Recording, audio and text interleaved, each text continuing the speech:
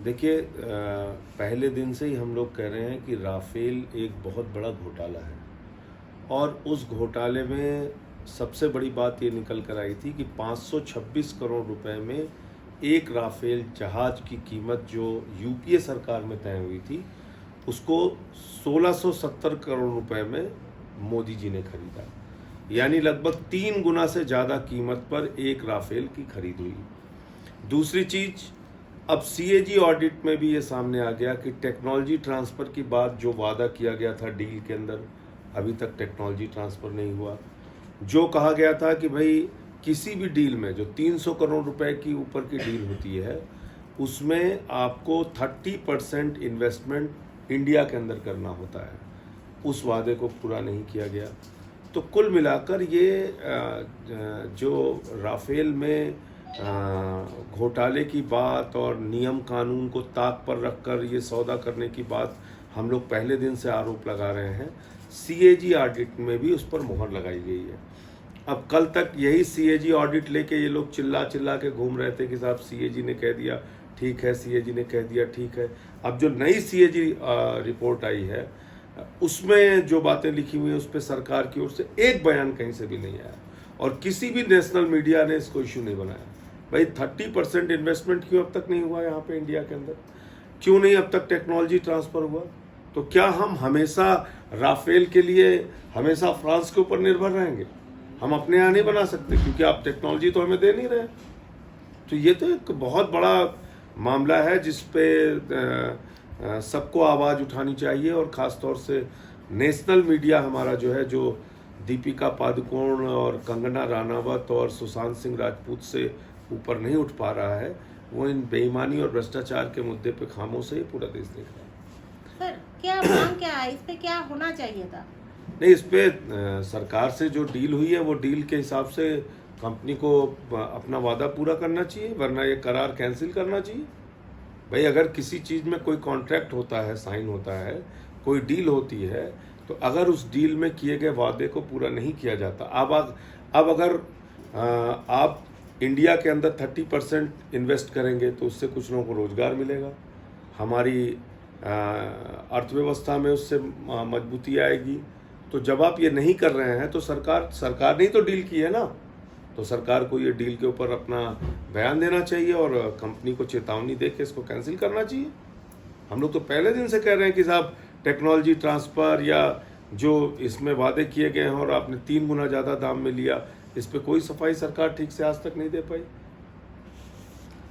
Sir, Bharat का जो अर्थनैतिक व्यवस्था है अभी दिन बे दिन खराब होता जा रहा है, जीडीपी दिन बे दिन गिरता जा रहा है। मोदी सरकार बोल रहा है कोरोना के कारण ये हो रहा है, लेकिन पहले से ही ये हालत था। कोरोना खाली इंडिया में तो नहीं है, कोरोना तो पूरे दुनिया में है। आज इंडिया की अर्थव्यवस्था और दुनिया के बाकी देशों की अर्थव्यवस्था की आप तुलना कर लीजिए। -23% जीडीपी देश की जाना, ये कोई छोटी घटना नहीं है। लेकिन आज इन इश्यूज़ के ऊपर किसी को मतलब नहीं है, किसी को चिंता नहीं, इस पर कोई बातचीत नहीं करना चाहता। करोड़ों नौजवानों का बेरोजगार इस कोरोना के लॉकडाउन के टाइम में गया। बहुत सारे व्यापारियों का व्यापार बंद हो गया, उनके रेस्टोरेंट के बिज़नेस बर्बाद हो गए, होटल्स के बिज़नेस बर्बाद हो गए, उनके और जो तमाम स्कूल कॉलेजेस इतने लंबे समय से बंद हैं। तो हर सेक्टर के अंदर इंडस्ट्रीज़ तो पूरी तरीके से बर्बाद हुई। अकेले आप गाज़ियाबाद में चले जाइए, 7,000 फैक्ट्रियाँ बंद हुई हैं यहाँ पे। तो इतनी बड़ी तबाही आने के बाद जिस तरह से गवर्नमेंट का सपोर्ट मिलना चाहिए था, आपने कह दिया साहब हमने 20 लाख करोड़ रुपए का पैकेज दे दिया। हवा में आपने पैकेज दे दिया, कहाँ पे आपने पैकेज दिया? देश की अर्थव्यवस्था को गति पे लाने में, रोजगार को पटरी पे लाने में आपने क्या किया अब तक? सिवाय भाषण देने के आप कुछ करते नहीं। आप इसको एक्ट ऑफ गॉड, अरे भाई मैं मानता हूं कि ये बहुत बड़ी महामारी है, लेकिन जो अर्थव्यवस्था को ठीक करने के लिए सरकार को कदम उठाना चाहिए, उसको एक्ट ऑफ गॉड कह के आप अपने आप को बचा कैसे सकते हैं? आप क्या कर रहे थे?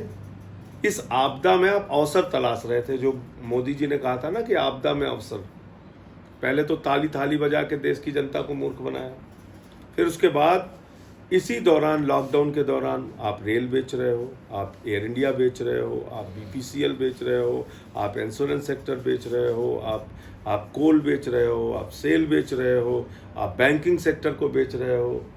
आप पूरे देश को खाली बेचने पे लगे हुए हो।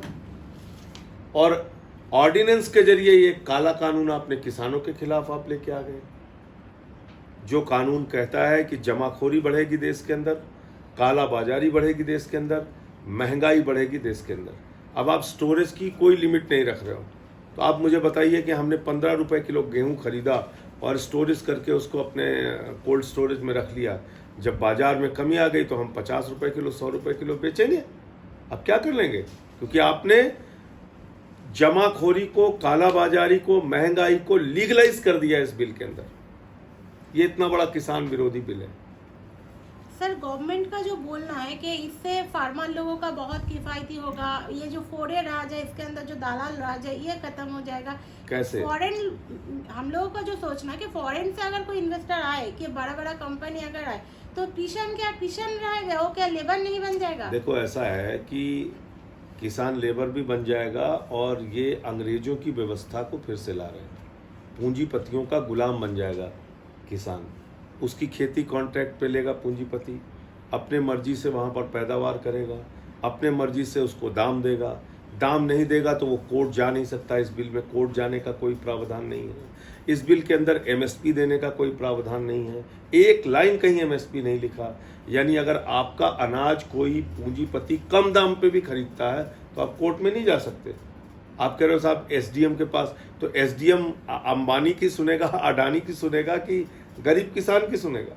तो कुल मिलाकर ये बिल अपने आप में एक बहुत बड़ा धोखा किसानों के साथ है। और आपने राज्यों का अधिकार छीन लिया। मंडियां राज्य का अधिकार है, आप मंडियां ख़त्म कर रहे हो। आप कह रहे हो किसान से कहीं भी कोई कुछ भी खरीद सकता है। तो मदर इंडिया फिल्म में एक सुखी लाला होते थे, तो सुखी लाला का दिन अब वापस फिर से आ रहा है और गांव-गांव में मदर इंडिया के सुखी लाला पैदा हो जाएंगे जो किसानों का शोषण करेंगे। न्यू